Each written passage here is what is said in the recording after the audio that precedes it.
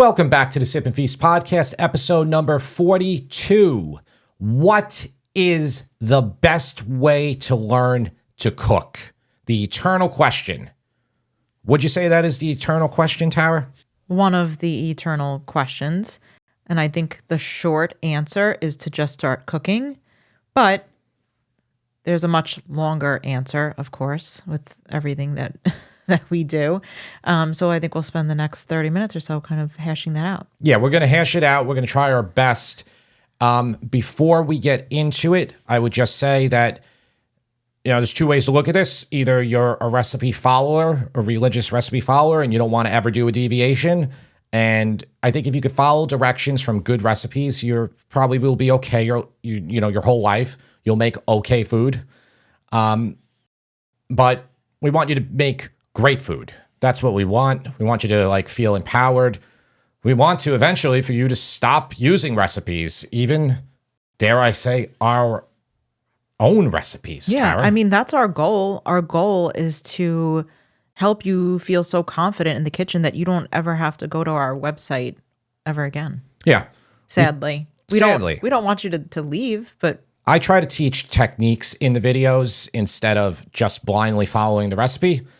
I think that's the best way to go about it, but we'll really hash it out in a minute or two. I just want to tell you that right here, right in back of me, are some nice spreads. Right, Tara? Trader Joe's stuff. yeah, these are some Trader Joe's items Yeah. that I picked up for us to taste test. And we're going to do that at the end of the episode. For all of you listeners, you will not be disenfranchised one iota.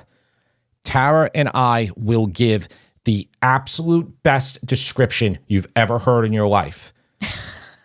We're going to try our best, okay? No, seriously, we are going to try our best. We realize that many of you do just listen and, maybe you're going to work or whatnot, and that's how you consume this content. We don't want to make it where it's not as good for you. Though, if you want to hop onto the video, you will be able to see it, and you will be more easily be able to leave comments too. Mm-hmm. What you say? Yeah, it's definitely much easier to comment on YouTube. Yeah. It's discussion. Forster's discussion. Exactly. But enough of that right now. That will be towards the end of the video. Let's get into the meat of the best way to learn to cook.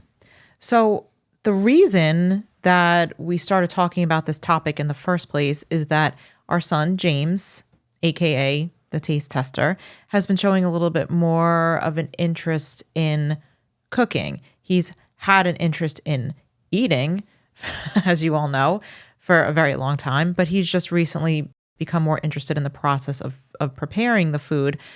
It started with his obsession with ramen. Yeah, definitely. He has an obsession with ramen noodles, and he likes to add a little bit more to the ramen rather than just the packets that he's given in the, what is it, a package of ramen noodles, and then they give seasoning packets. So he likes to add a little bit more to that. So he'll add a little bit of, maybe he'll add sesame oil sometimes he'll add sriracha or some other types of ingredients, kimchi, all this different stuff. And he likes to experiment with it.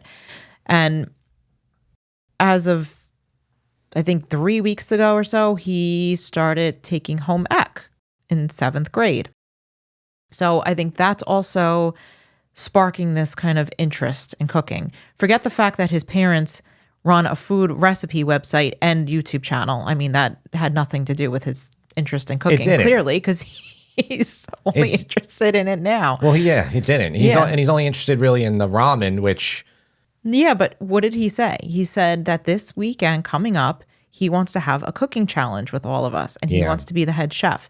And actually, he decided what he's going to make. You don't even know what he's going to make. Alfredo, I think he said. No, he changed his mind last night because he watched Guga Foods make chicken tikka masala. He's going to make chicken tikka masala. Yes. So that's what he wants to make. I said, that's great.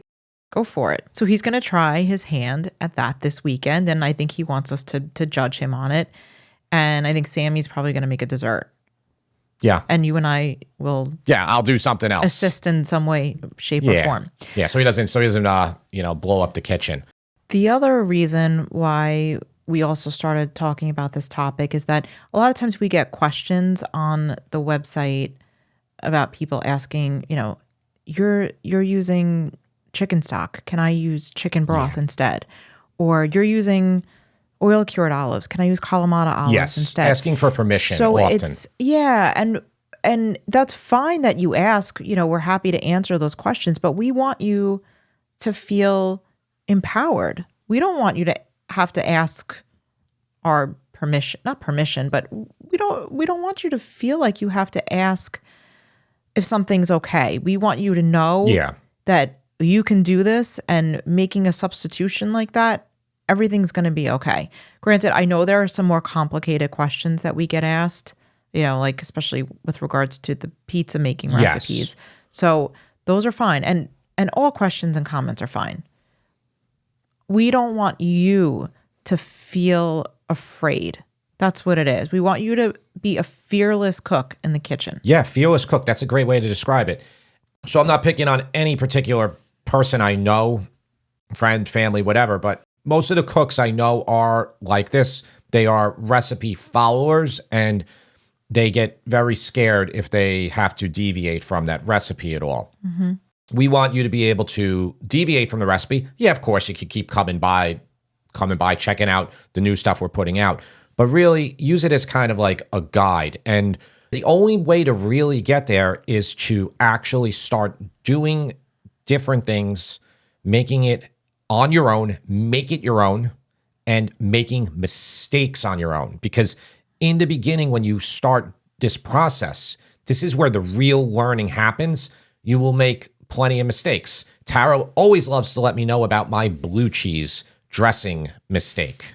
Yeah, I don't even remember what the mistake was, but one of the first things that you made when I met you, you made a blue cheese dressing that didn't come out good. I don't remember why.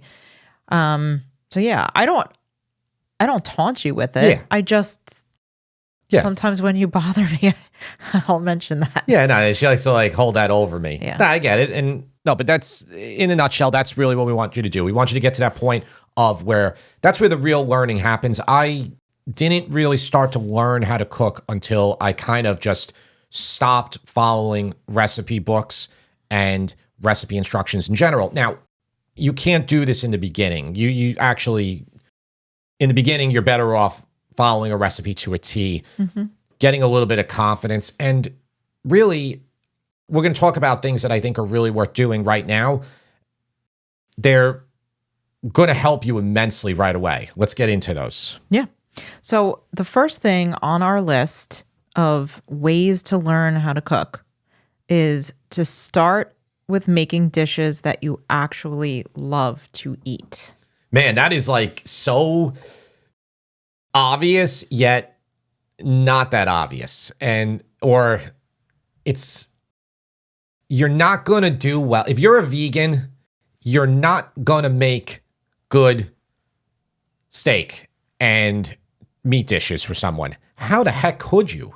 You're not even going to be able to taste the food. Yeah. So probably if you are vegan, you probably have an ethical reason for being that way. It's probably not for health reasons.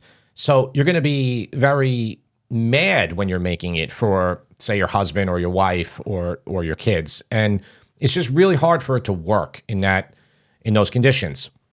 This might be a crazy, outlandish thing, but a chef, a chef, you got to be, you can't be a chef and then making stuff for people that you refuse to taste or you don't like. It won't work. It just will not work. So make the stuff in the beginning that you just absolutely love, because you will know, if you absolutely love it, you will know the best versions of it. You'll probably have found them at restaurants, and you're probably going to be trying to imitate that one and make it exactly like it. That's what I did when I started cooking, Tara.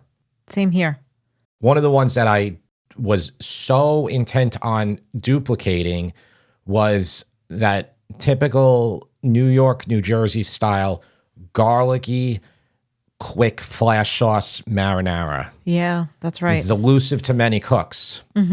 Because often a lot of the dogma online from guys and gals with 3 stars next to their name will tell you to put no color on the garlic or to just use a tiny bit and do it minced. And doing all that will ensure that you will never get your food to taste like the New York, New Jersey Italian food, Italian American food, whatever you want to call it. Especially those family style restaurants. Yeah. Because that's, I think, what I've experienced, those like big chunks of brown, almost caramelized. Yeah, very close. Garlic. Very close to burnt, but like, yeah, Yeah. very, very golden. Yeah.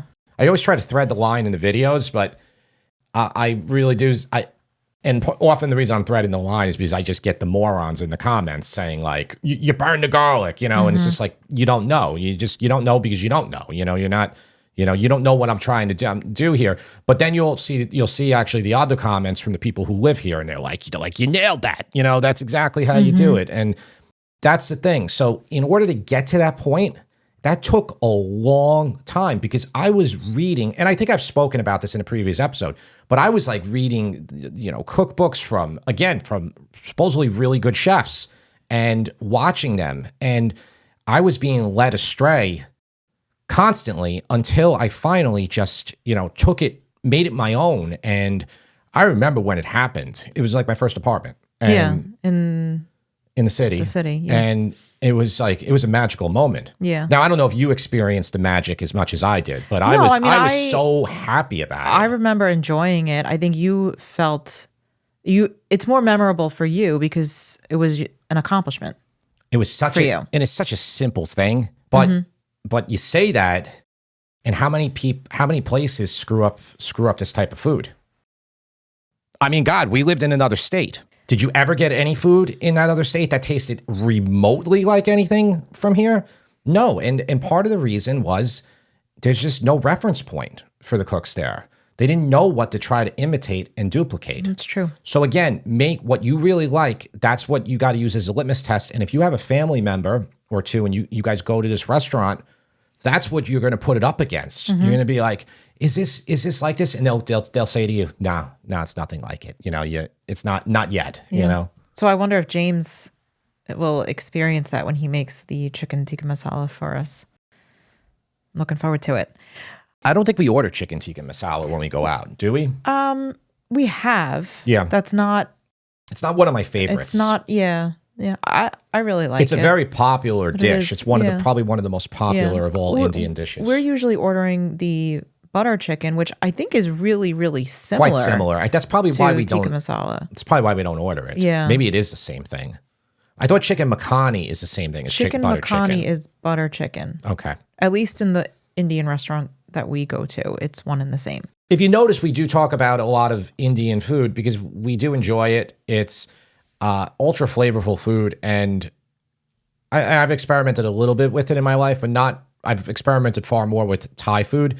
But we'll probably start bringing some of those dishes to making some videos, and I like doing those videos and the recipes because I love to start the video with, hey, I'm not an expert here. It's almost like I get a free pass on it. Like, you can lay into me if you want. I'm making Hungarian food today. Like, well, I'm not Hungarian, so like, I know I'm screwing it up.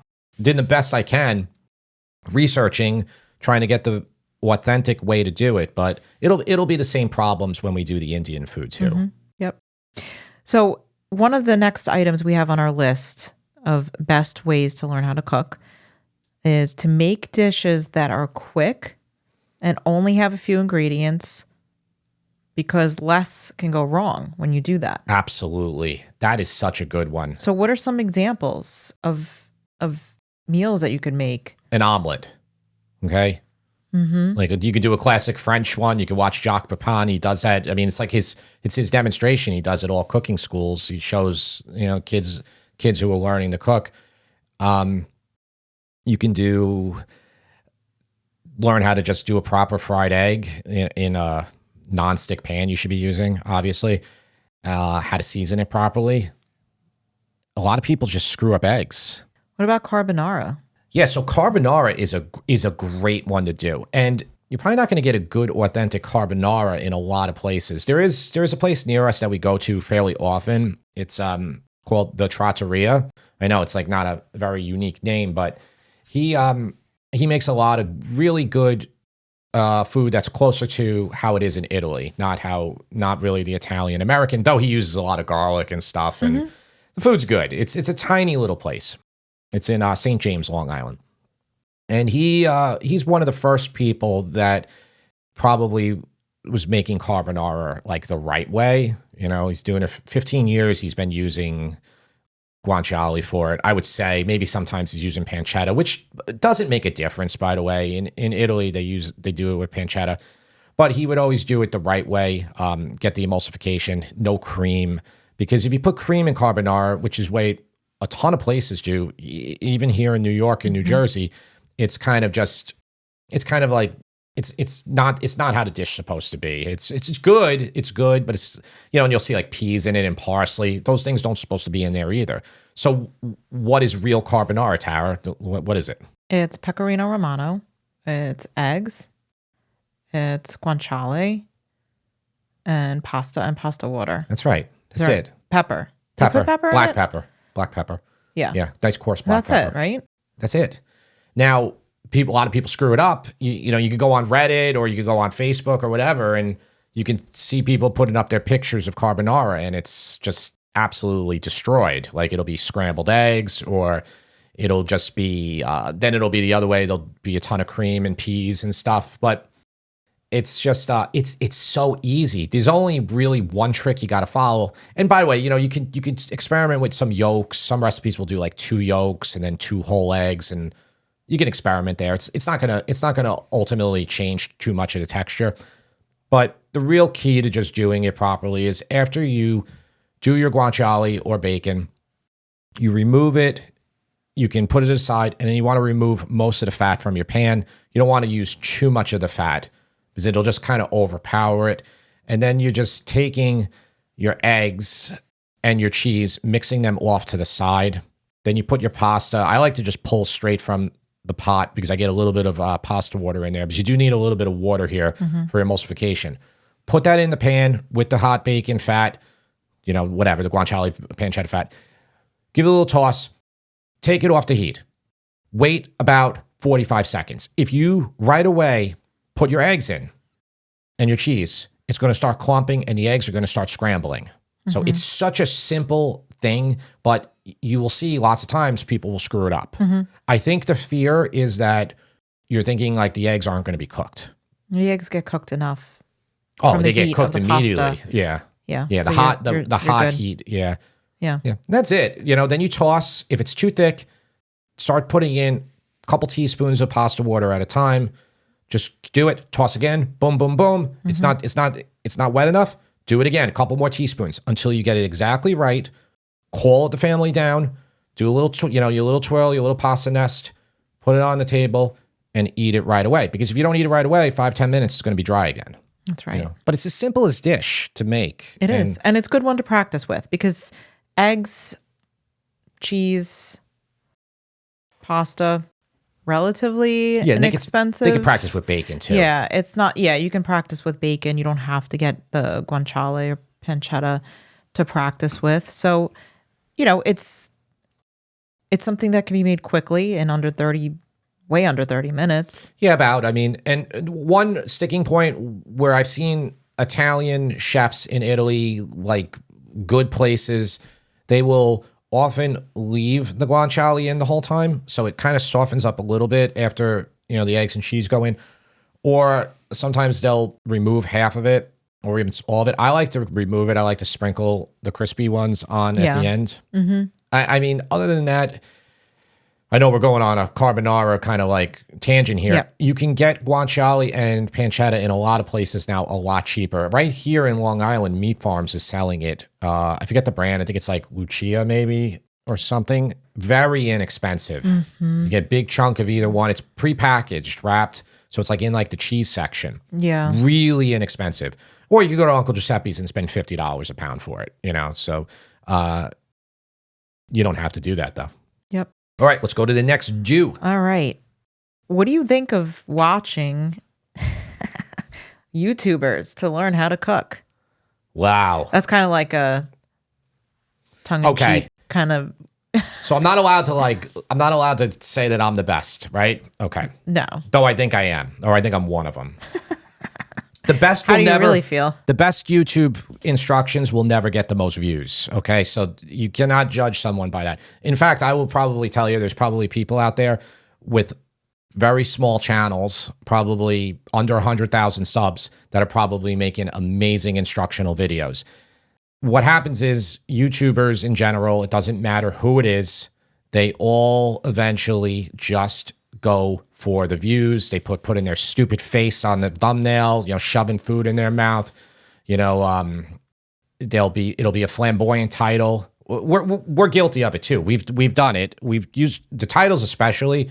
We've kind of have stopped it recently, but they're doing that, and then they're trying to make their videos as quickly edited as possible. They're leaving out a lot of the instructions, and they're trying to make something where it's kind of the Mr. Beast style video, where it's called retention editing, where you can't leave the video, but you're not learning anything either, though. So the ones that are more instructive will be longer videos, and you'll learn how to do the whole thing. Along these lines, I know I sound like a broken record. You will not learn a thing about cooking on TikTok. You just won't. Now, I know TikTok allows longer videos now, but I'm saying if it's a 2-minute video on TikTok, you're not going to learn how to do anything. I think TikTok, I'm going to take the opposite point here, or the opposite view. Actually, it's not even the opposite view. It's what I think TikTok is good for. If you are already a cook, you already know what to do in the kitchen. There are some TikTokers who you can get some ideas from for like unique combinations of things. I haven't watched TikTok in, I don't know, 6 months now, but there was one girl that I was following. She was like a private chef for a fashion designer in the Hamptons.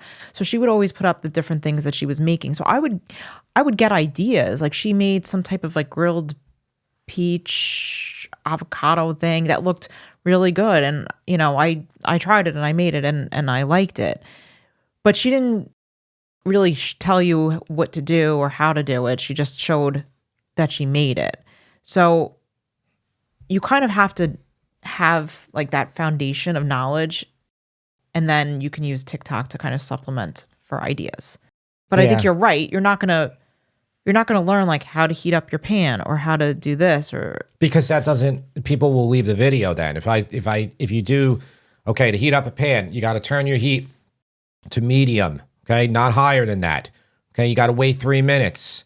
Please don't put any fat down right now. This is a stainless steel pan.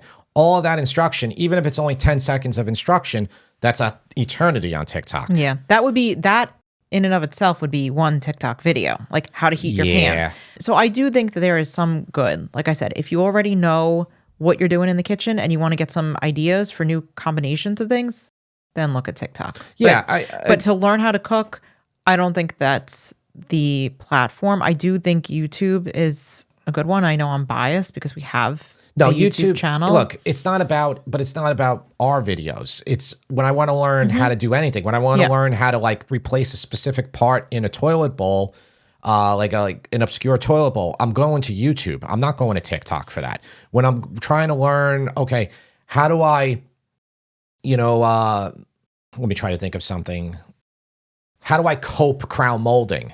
I'm going to watch a 15-minute video from this guy named DFW Carpentry. Awesome channel, by the way. Okay? His TikToks, I don't even know if he has TikToks. They're going to miss so much of it. What I notice on cooking videos a lot is they will just gloss over a lot of times the hard parts. Like the sear is an important part, showing people how to do a sear, how to do a proper sear. Okay, I'm going to dry off my chicken ultra well with paper towels. I'm going to heat up my pan properly.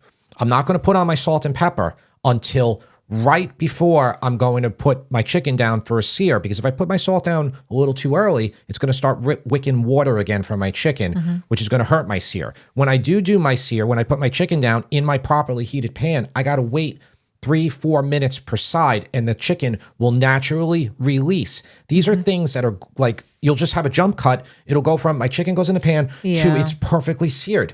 People they don't learn how to do it. And then they go, oh, well, this person on TikTok just he gets his awesome sear, but I don't.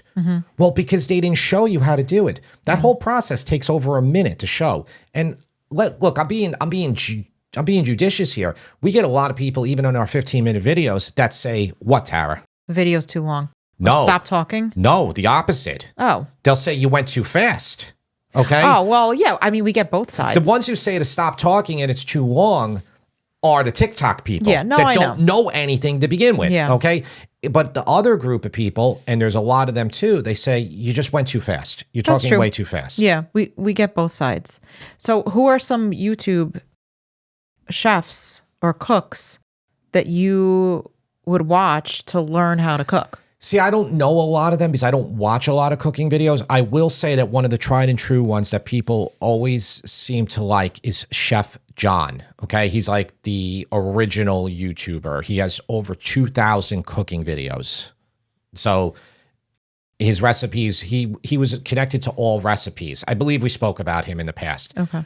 I can't really speak of that many other people. I know that like, yes, I'll give you an example here. Okay, old Joshua Weissman videos were instructional. New Joshua Weissman videos, meaning anything in the last 3 years, are not instructional. That's the thing, and you can see now They're instructional for how if you want to spank yourself. If you want to spank your butt, yeah. If you want to if you want to learn how to put your camera in the fridge.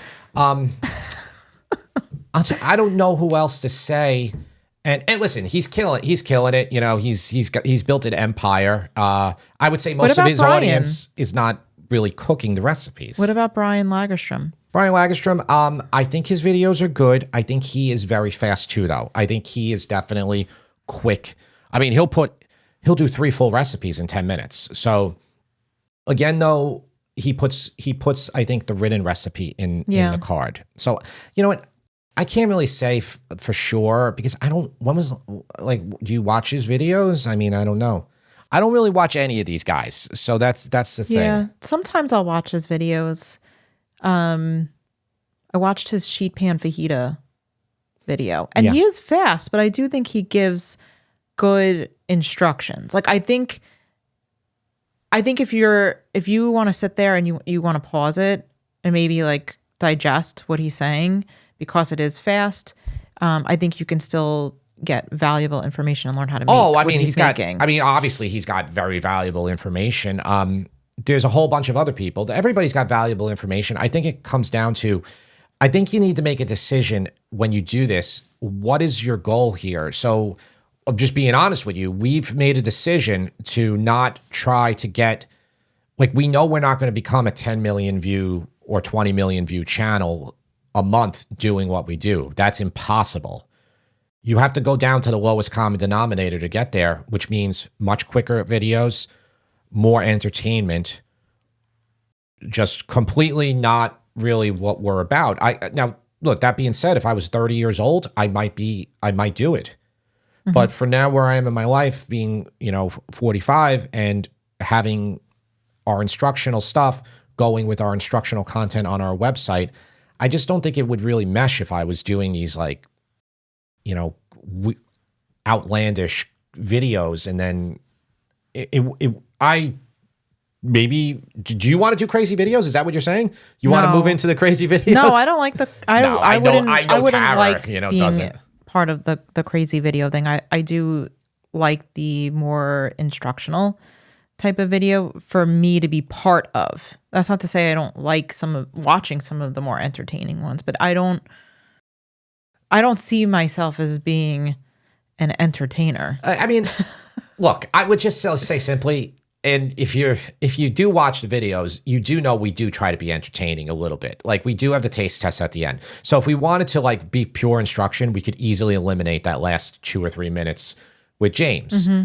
But we don't. And do I kind of sometimes do stuff in the videos that isn't that required? Do I need to walk through my fake door at the beginning of every video? No, I don't need to do that. Do I even need to do a monologue going over the ingredients? No, I could just start heating my pan right from the beginning. But I don't think the monologue is entertaining. I think the monologue is instructional and helpful. Yeah. Jim, next on my list of the best ways to learn how to cook, trial and error. What not to do is more important than what to do. Yeah. For sure. If you do a bunch of things wrongly, you can eliminate them, and then you will eventually come out to being kind of like left with the ultimate solution. I mean, that's how I learned to edit these videos. I kept screwing up everything. I like watched a whole entire it took like this big course, and it was so overwhelming. And I was like, what is all this? I have no idea about the terminology. I had no idea about the relationship of things. And the reason is because I wasn't doing. I was in theory, I wasn't in doing. So for cooking, you just want to be doing. And then you go, wow, I really shouldn't heat my pan up to high ever again.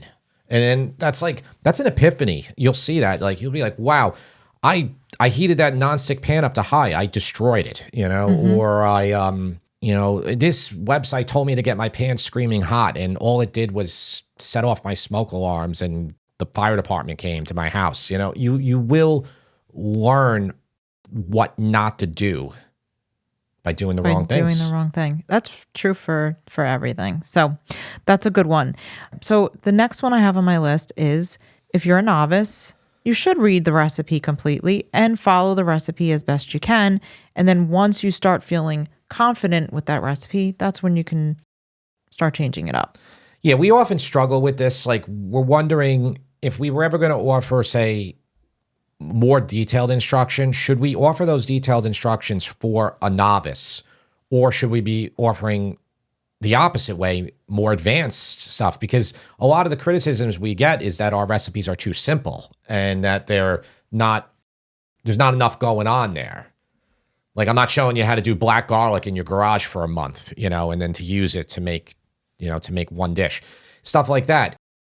So it really comes down to, I think, if you're a super novice, you probably want to just, I don't even know, are we too hard? Are we too far ahead of novices? That's kind of what do we assume that people know too much? Maybe in our videos we do. The website content, I would say, I don't think is a little bit more toned down, even more. I don't think we assume that people know too much. I think we try and approach it as if the person reading it is a novice. And then if they don't need our top tips or some of the other information that we include in the recipe, then they can just skip to the recipe card and just print that out and go for it. Yeah, I guess that's what it is. It's tough. I mean, who are you writing for? And you will see some websites, some blogs that really write for a very educated audience. That's not us. We do definitely try to write, I think, for more novices. But Tara is right. If if you're a novice, do that recipe exactly how it's said.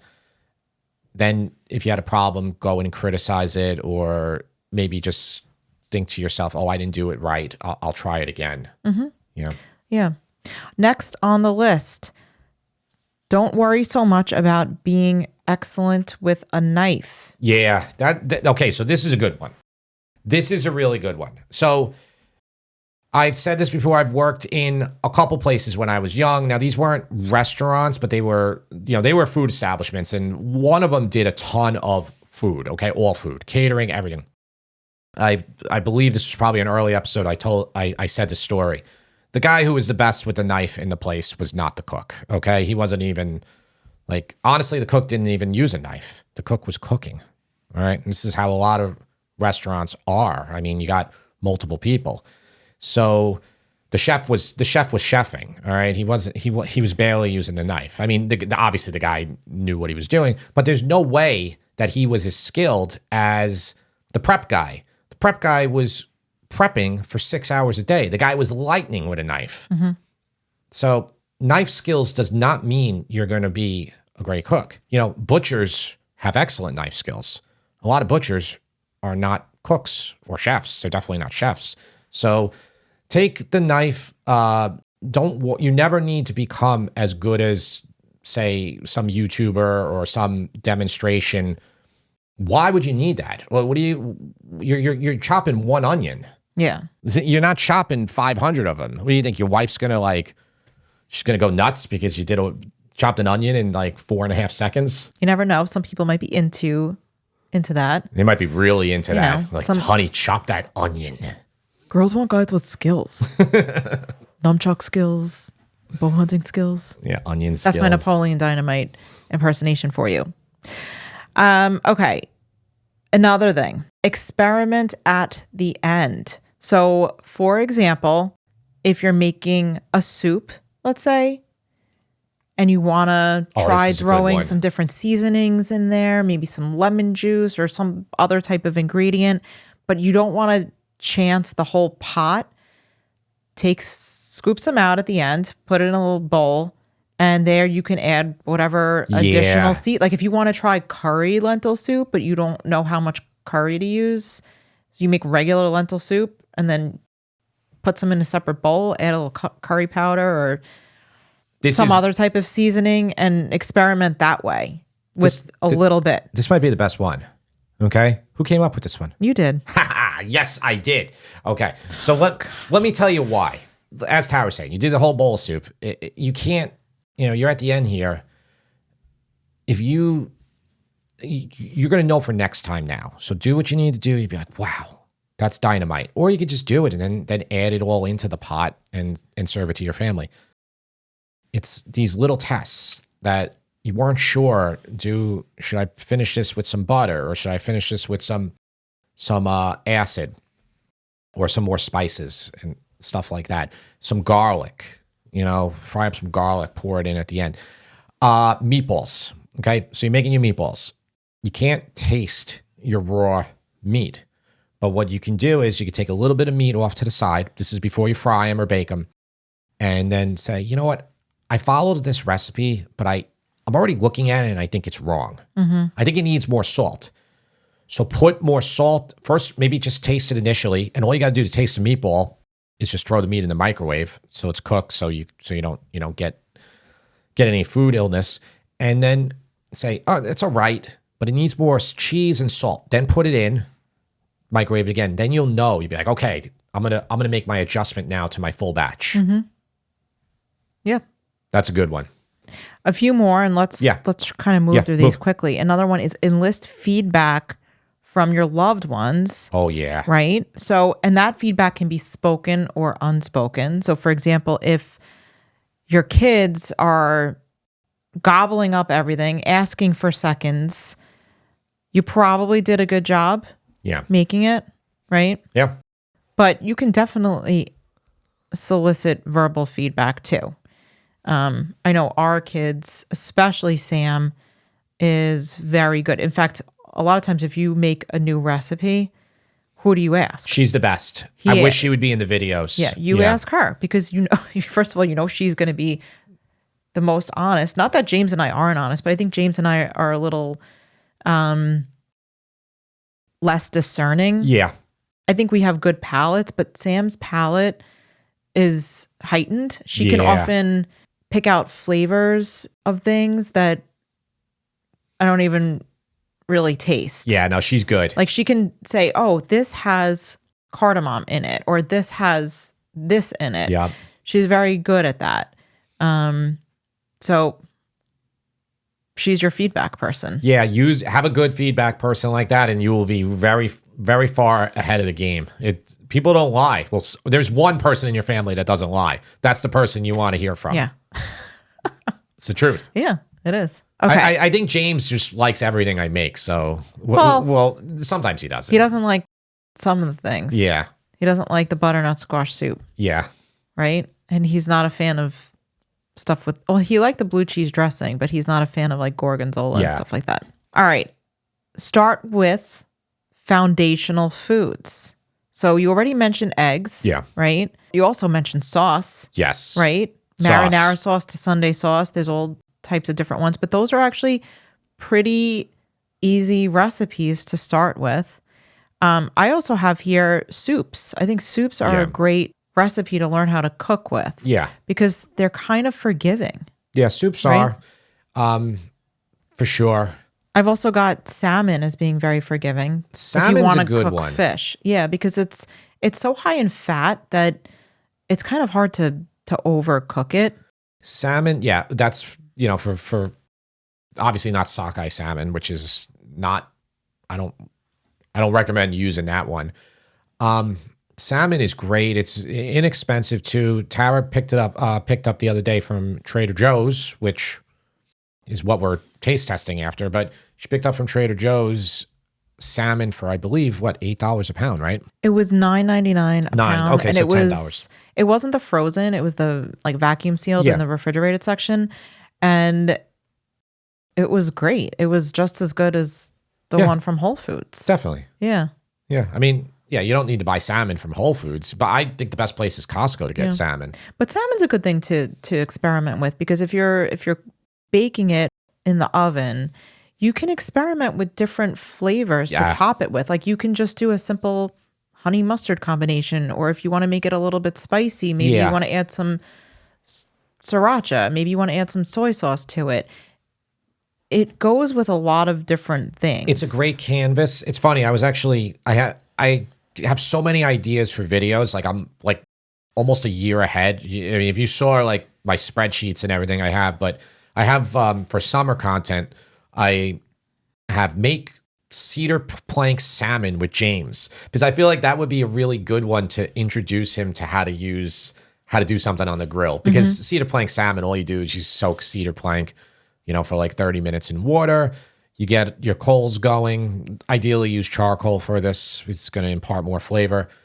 Put your plank on your grill, put your salmon on top of it, and then the cedar plank one that's really good and easy is kind of like what Tara was saying, is like a mustard, brown sugar, maple syrup one. Yeah. Delicious. Yep. I also have roasted chicken and potatoes as something that is a good dish to start with. I know it's a little bit more maybe on the intimidating or complex side, but it really is simple when you get down to instructions on how to make it. Yeah, it's simple. It can be screwed up fairly easily, and it doesn't mean your dish won't be edible, but it won't be nearly as good. So this is a good one to actually, if you can get perfect chicken and potatoes, you're a pretty good cook, all right? Because there's a couple of concepts that you need to understand. You can do them both at the same time, but it's good to do them on separate sheets. You need to really pay attention to drying off your chicken, which we really stress in our recipes. Like you have to use a lot of paper towels for this. Some places you can buy chickens that are already dried out. They'll be in the case like open, so like air chilled, and it'll just dry out. You can dry brine your chicken ahead of time for 24 hours, leave it uncovered. It'll dry it out. This is an extremely important step. Now, even simple things like, okay, I'm going to roast it in the oven. If you don't get enough oil on that, or you didn't have your chicken dry enough, or your heat wasn't high enough, your chicken's is going to just boil in the oven. It's not going to be nearly as flavorful and as good as it could be. So maybe you say, you know what, I'm gonna pan sear it first. So like we do that in one of our chicken and potatoes dishes, which is called chicken Vesuvio. So that kind of gives you an advantageous start, because you're starting with this really crisp skin already. But you could still screw that up there. You're heating up your pan.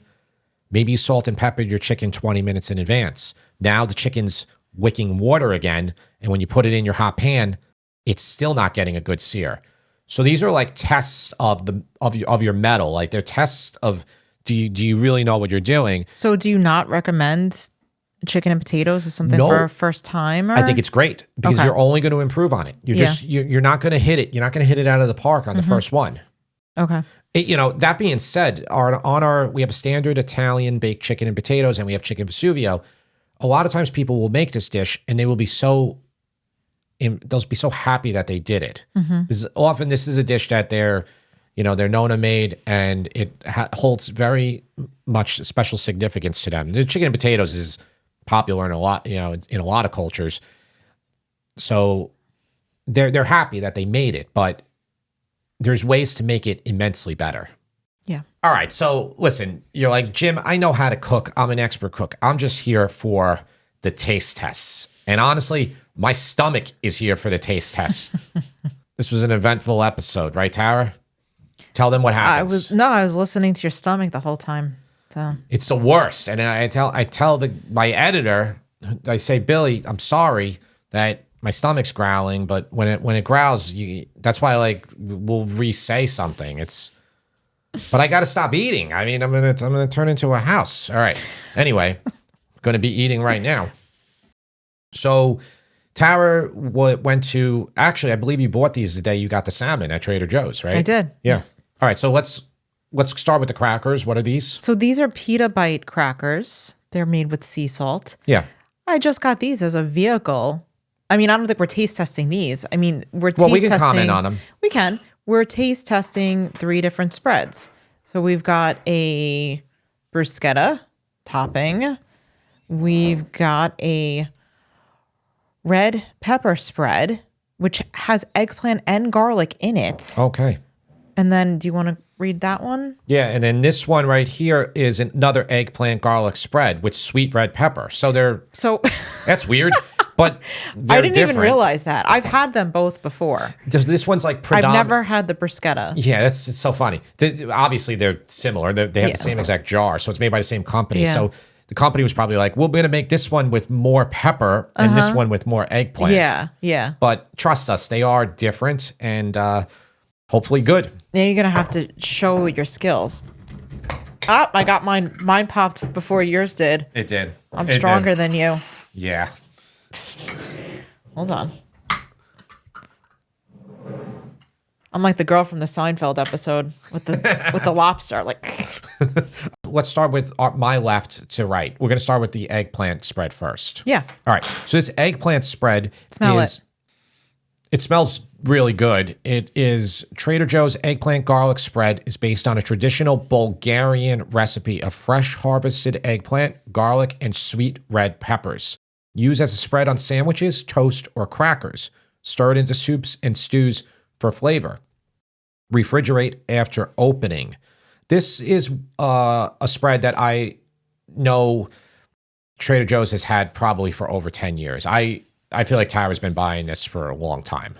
Yeah, I don't buy it often, but I have bought it, and it's good to put out if you have guests coming over and kind of maybe like short notice and you just want to put something out. It's good to have this in the pantry, like ready to go. Yeah. So I would say similar to caponata, but different. It does. It smells like caponata. I can definitely smell the eggplant. Okay, let's try it. I'm going to be honest here because I want to be honest with you guys about all these. I've had this one numerous times in the past. I'm always kind of underwhelmed with it. Tara, do you disagree with me? Mm-hmm. I really like it. Okay. I think it's something that's, like I said, I think it's something that's good to have on hand. If you have someone coming over unexpectedly and you want to be able to put something out for them, that's perfect. How much does this cost? Roughly $3, I think. I think so. It's a 12-ounce jar of it. And Tara is correct that this would be perfect. It would be enough for, like, you could do a little spread for when people come over and you could just take this out of the jar, put it in a nice bowl and open up a whole box of these crackers and maybe with a couple other things and it would be fine. It would be good and it would be inexpensive. I think that would also be good on pasta, maybe with other things. To me, it tastes a little preservative. Preservative-y? Preservative-y.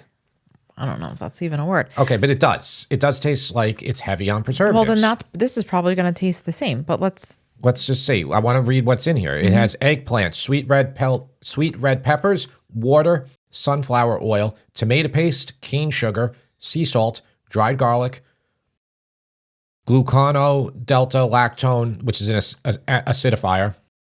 And that's it. That's it. So, yeah, it's not heavy on preservatives. I'm actually going to try, I'm just going to have a spoon of it. Is that okay with you, Tara? That's good. Just don't put it back in the jar. It's better that way. Is it? Maybe it was a cracker. You know, honestly, I think after reading those ingredients, I changed my tune. Yeah, it does happen. That does happen to me. I'm influenced. See, I didn't taste preservatives in it, so I think my palate's just better than yours. It might be. It might be. That's the only thing that you're better than me at. By the way, we're gonna have a new studio soon. We ordered chairs last night, so Well, the studio space is the same. We're just gonna space is the same. We're redesigning it. We're gonna paint this wall. We're gonna do a whole bunch of stuff, but the chairs won't be here for about a month, so you'll be seeing this setup for a while. So this is a red pepper spread with eggplant and garlic. It is Trader Joe's red pepper spread is a zesty blend of red peppers, eggplant, and garlic. Used as a dip for crudité or as a sauce for grilled veggies. Add to pasta sauces or use as a spread on chicken breast or turkey sandwiches. Top a burger or toss a bit into a stir fry. I like how they give you ideas. So this is like the thing about Trader Joe's. They nail you when you go in there. You're just like, oh, I got to buy this. I'm going to use it on my turkey burgers, or I'm going to put it in my pasta, and then you just want to keep buying more and more things. All right, let's see how it is. Okay. Ooh, I can smell the red pepper.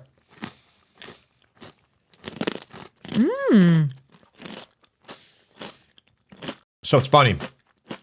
Even though it's like similar wording, this tastes completely different. You get hit right away. Yeah. With the roasted red pepper flavor. It tastes like a roasted red pepper, but mashed up. All right, so I'm going to read the ingredients for this one. It has sweet red peppers, eggplant, cane sugar, sunflower oil, sea salt, dried garlic, citric acid, and then for freshness, they have capsaicin, oleoresin paprika. Similar ingredients, a completely different taste though, because the main ingredient in this one is the red bell pepper, while the main ingredient in this one is the eggplant. You know what I would put that on? What? One of James's favorite sandwiches is prosciutto with fresh mozzarella and roasted red peppers, and then a balsamic glaze drizzle. In fact, I was making that for him for a while for lunch until he got tired of it. Yeah. Instead of the roasted red peppers, like whole, I would put that on it. I don't think it's nearly as good as the whole roasted red peppers, though the same problem I'm having with this one right now is what I have with when you buy the jarred red roasted peppers. They're not nearly as sweet as when you do them yourself. Well, You get a little bit. yeah, I mean, you get a this is little in a jar. bitterness in them. Yeah, there is. That's why there's added sugar in here. I'm gonna have just a little. That bit being more. said, I mean these are both good. I mean they're fine. I would say they're fine. That's kind of my rating on it. I hold out hope for this one right here. I'm not optimistic on this one. Really?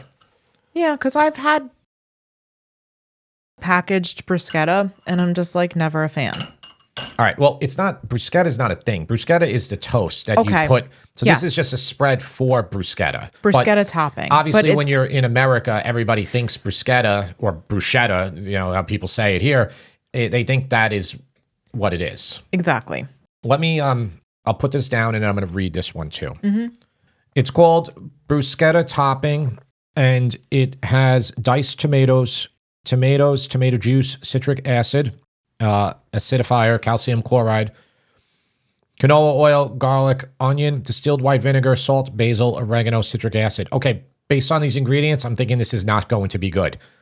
I might be surprised, but based on the fact that it has juice in here, let me just make sure. Yeah, tomato juice being one of the high up ingredients, that's normally a bad sign. If you recall, when we did the jarred sauce taste tests, all the ones that had these ingredients in them did really bad. Now I might be wrong though, so we'll see. You should have tasted it before you read the ingredients. I should have. I messed up. Yeah, because you're going into this in a biased way. We'll get better at this. You know, we're up here. We're out of our. You know, we're out of the kitchen. Let's give it a try. This one's like a little leak. There's some Leaky. leakage happening over here. I don't want to influence her. Tara, what do you think? It actually tastes like a jarred pizza sauce. It doesn't taste like what we refer to as a bruschetta topping, which is the chopped onion, chopped tomato. It doesn't taste like that at all. It tastes like pizza sauce to me, like a jarred pizza sauce, not. It tastes Not like a pizza sauce. it tastes like a bad jarred pizza sauce. This is not something that I would get again. It, as Tara said, it has nothing to do with a typical bruschetta topping, which if you're looking for your typical bruschetta topping, it would simply just be chopped tomatoes, a little bit of basil, maybe oil, good extra virgin olive oil, salt. You can mix some other stuff in there if you want, but it's very, very simple. You can put a tiny bit of red onion in there. That's and then what Costco has. Costco in the has a refrigerated better section. Yeah, they have a better one. It's better. But that being said, I still wouldn't use that either.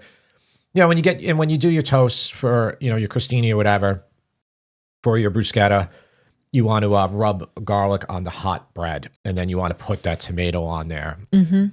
This is not anything like that.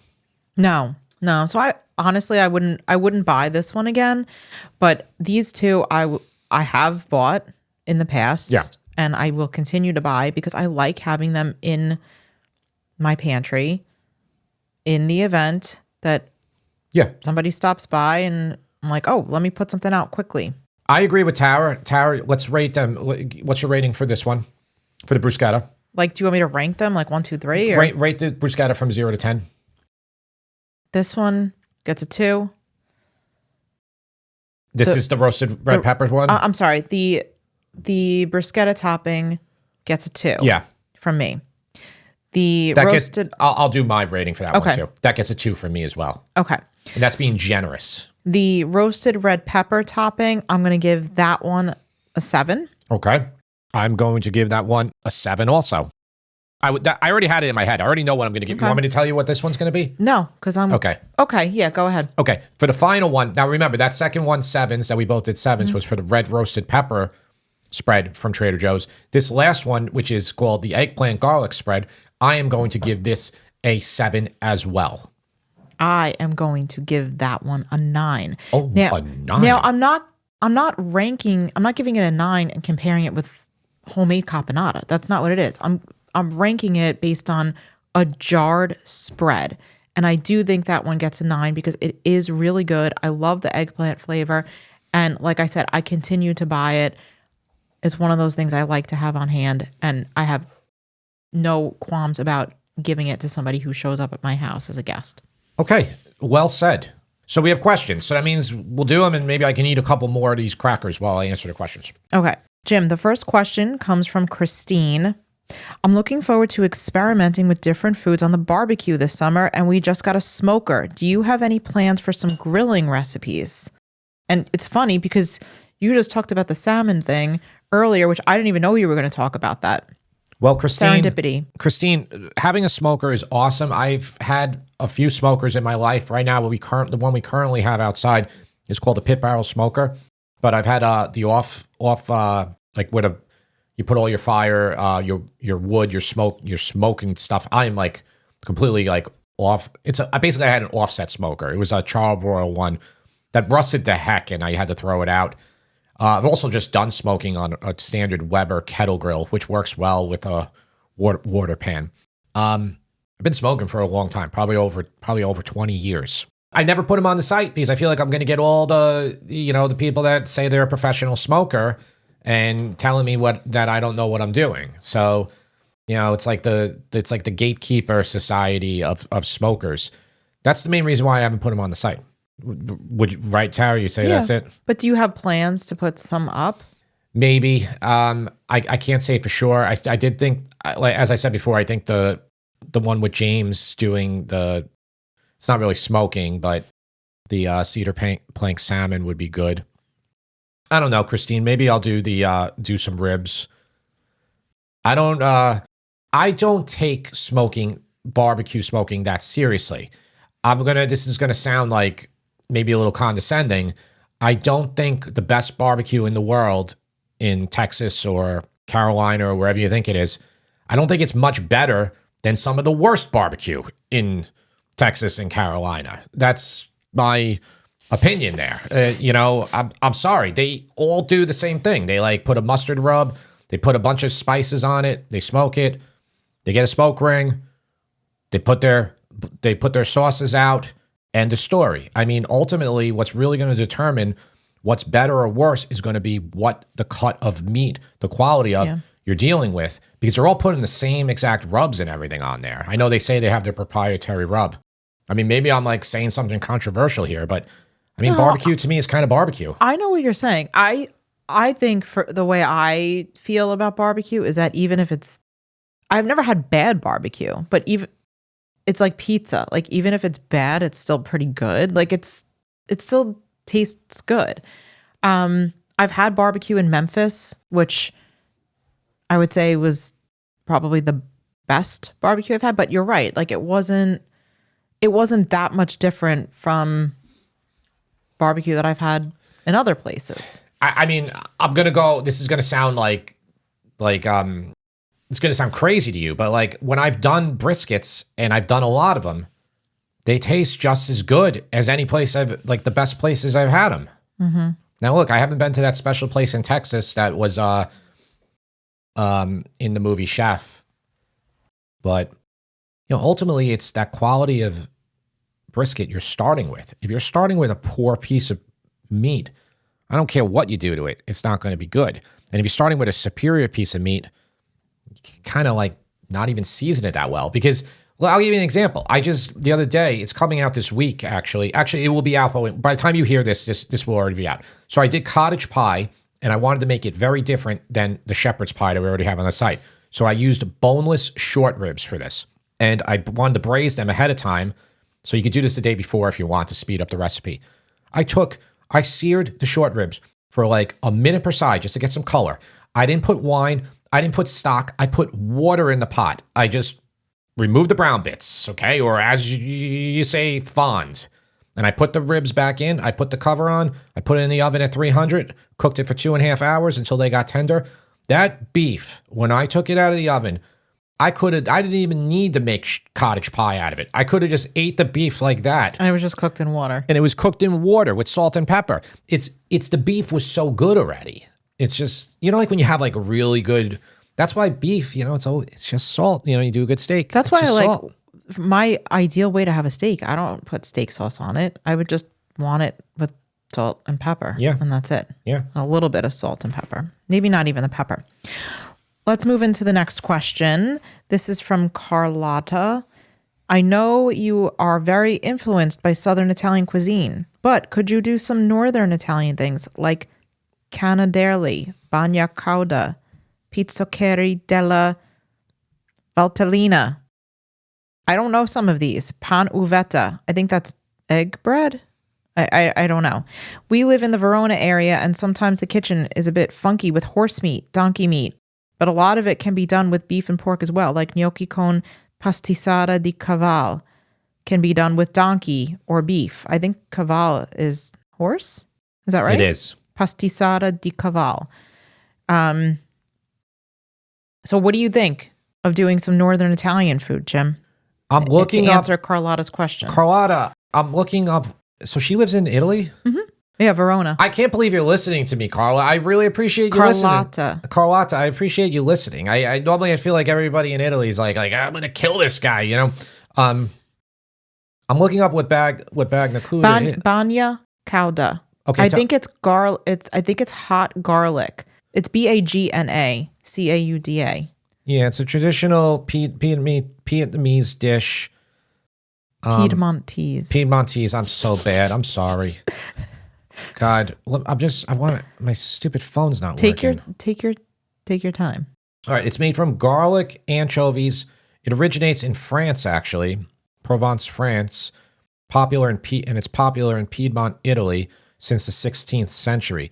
The dish is served and consumed in a manner similar to fondue, sometimes as an appetizer with raw or cooked vegetables. Yeah, raw or cooked vegetables. I knew this one. It sounds delicious. I definitely should make it. We have done some northern dishes. We did poposo, which I know obviously to you is not it's not something that you don't that's obscure, and it's really simple. The other ones you said were, what's the one with a C? I think that's like almost kind of like gnocchi. Canaderli? Yeah, they're like bread dumplings that they almost look like meatballs. I've seen people do these with like spinach and stuff. I feel like another one is gnudi, right? And GNUDI. That's another one. Yeah.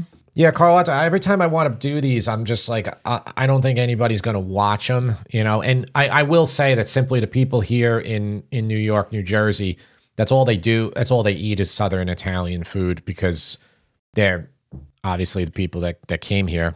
The other dish that Carlotta mentioned, the pizzoccheri della Valtellina, is fresh pasta, potatoes, cheese, and Savoy cabbage. Now, do you remember we went to a Northern Italian restaurant Yes. on Long Island? I can't remember what town it was in, but we had... New Hyde Park. It was in that area. We had rigatoni cabbage, and that was one of the most memorable pastas I've had.